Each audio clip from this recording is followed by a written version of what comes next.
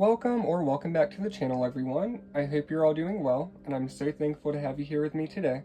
My name is Ethan, and in this video I'll be doing a general collective energy reading. Please only take what resonates and leave the rest behind. Now, this collective reading marks the closing of a painful cycle and the beginning of a more aligned, emotionally fulfilling one. Your next chapter is rooted in self-love, gratitude, and intentional action. As your healing journey completes, clarity returns, and what unfolds next is stability, authentic connection, and joy that feels earned and lasting. For the overall energy of this reading, we start with the full moon in Virgo, take inspired action. This collective is at a turning point where clarity meets responsibility. Virgo energy is asking you to stop waiting for things to feel perfect, and instead take aligned, practical steps forward. You've already done a lot of the internal work, so now the universe is saying to apply what you've learned. Inspired action does not mean rushing. It means moving with intention, integrity, and self-respect. The last quarter moon in Sagittarius, practice gratitude. Sagittarius energy brings wisdom gained through experience, so this card is suggesting that gratitude is the key that unlocks the next chapter. What you're grateful for will multiply. Whatever you set your intentions on, it will multiply. So even the difficult moments had a purpose. When you consciously shift from what went wrong to what this taught me, you reclaim your power and optimism. Finally, with the last quarter moon in Libra, make time for self-love. Libra closes this trio with a reminder. Balance begins within. Many in this collective have overextended themselves emotionally, especially in relationships or obligations. Self-love here is not indulgence. It's restoring equilibrium, setting boundaries, and choosing harmony over people-pleasing. Now moving into the Oracle guidance cards that I pulled to help this collective move through the energy. We start with the Fertile card, indulgence, fertility, and abundance. This is a powerful sign of a new beginning. Something that you've nurtured, an idea, relationship, skill, or a version of yourself, is fertile ground now. The flowers are ready to grow. So allow yourself to receive pleasure, ease, and expansion without guilt, because you've earned it. Moving on to the Blessings card, renewal, grace, and gentleness.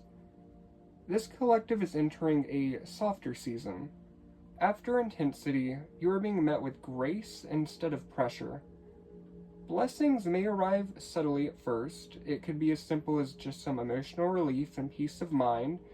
It could also be that new supportive people are coming into your space.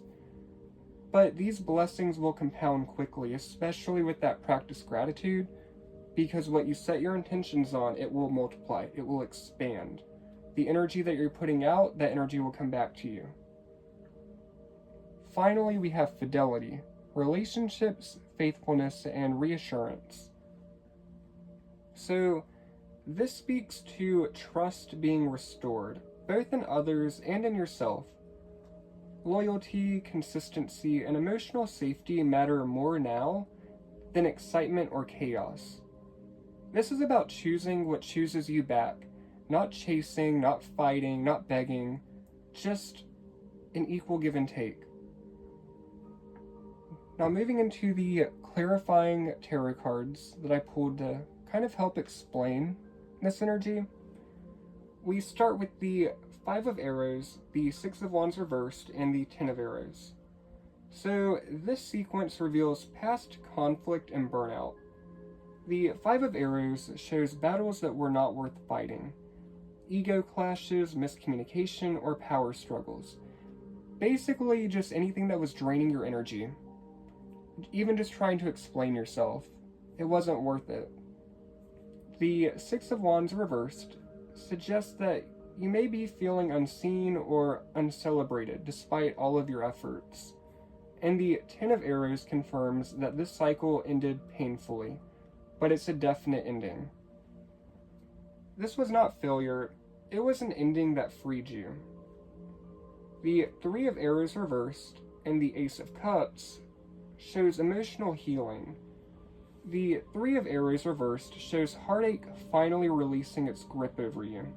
You've processed what needed to be felt, and the Ace of Cups follows as a fresh emotional beginning.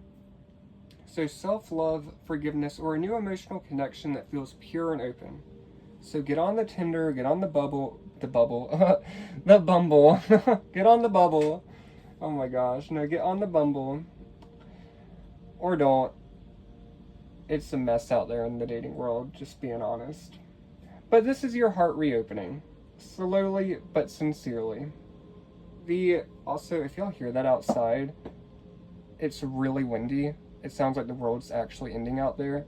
Like, it's crazy. It's shaking. Like, the wind is shaking everything.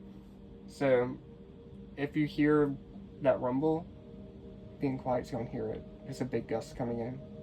I'm gonna open the window really quick, see if I can hear it.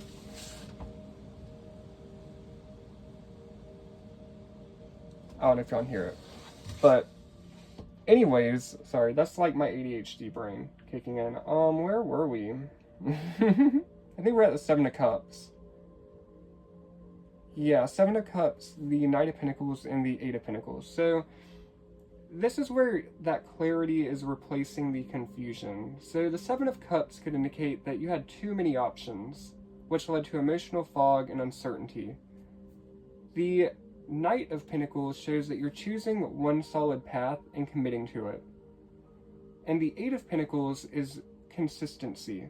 So, you're showing up daily, refining and mastering your craft, and rebuilding trust step by step. So, you don't need everything, you just need what's real, you need what's tangible.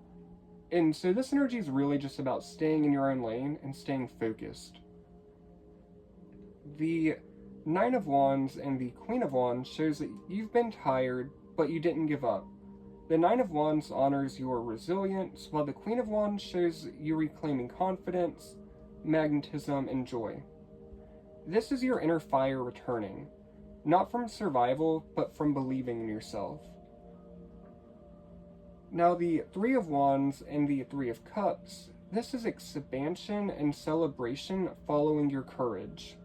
You're no longer stuck in the past, you're looking forward again, and the Three of Cups signals reconnection, community, support, or just joy shared with others. You don't have to do this alone anymore. Now we end the overall spread with the World and the Ten of Cups. So this is a major completion and emotional fulfillment.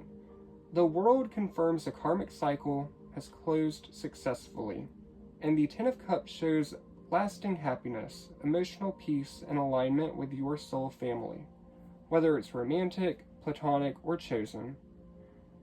This is the it was all worth it moment.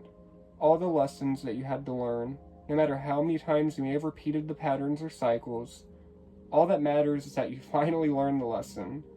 Because trust me, I'm stubborn, and even though I know what the lesson is, sometimes I'm not willing to admit it. Does that make sense? So I'll keep repeating because I'm like, no, there's no way. And then I get burned. I'm one of those people where it's like, oh, I'm going to put my hand like right on the flame. Oh, let me do it. I'm going to do it again. And I'm going to keep getting burned until I learn. Y'all can judge, but I'm just stubborn. That's what I do.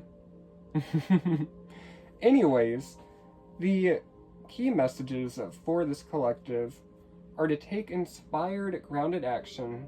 Even the small baby steps matter. Gratitude accelerates your healing and your manifestations. Choose balance and self-love over burnout. Invest your energy where consistency and loyalty exist. And celebrate how far you've come, because you earned this joy with the World and the Ten of Cups. You earned it. And don't let anyone try to tell you otherwise. Now the affirmations that I wrote down for this collective are: I take aligned action with clarity and confidence. I honor my healing and allow joy to return. I choose relationships and paths that choose me back. I am worthy of fulfillment, peace, and lasting happiness. So, this reading marks a transition from emotional exhaustion into emotional fulfillment. What once hurt you was actually there to teach you. What ended made space for a more aligned future.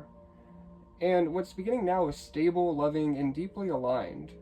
So I really do hope that this reading resonated. I mean, not really the bad parts, but you can't like take the bad without the good, you know, the duality, polarity of it. But regardless, I am proud of you, because been there, done that, still going through it, it's never ending. But we're gonna get through it, guys, we got this. But I think I'm gonna end the reading here. I hope you all have a wonderful weekend, and I'll see you all in the next video. Thank you for watching. Bye.